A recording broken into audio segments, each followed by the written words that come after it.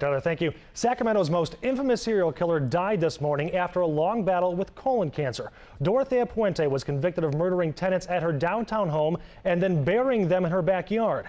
News 10's Dave Marquis is here with more on the case that captured national and even global attention.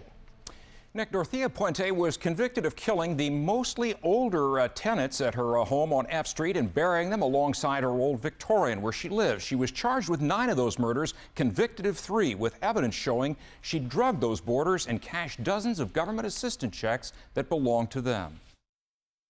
The Puente case broke open in 1988 when a social worker became suspicious and called police, who soon found the leg bone of a 78-year-old woman and eventually 6 other bodies. It was, all circumstantial evidence that was presented in the trial.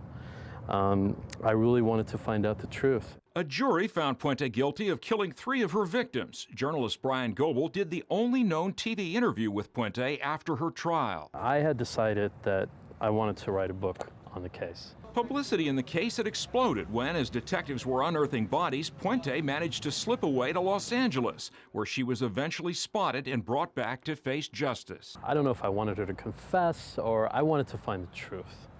And I felt that, I was hoping that I could get her to trust me and get her cooperation, and she would tell me what really happened. Puente never did, Goebel believes, and he finally gave up in frustration. I don't know if we'll ever really know exactly what happened. She'll probably go to her grave without us knowing.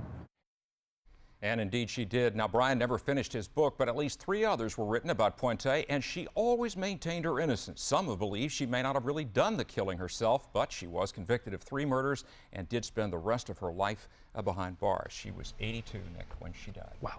Amazing, amazing story. All right, thank you so much.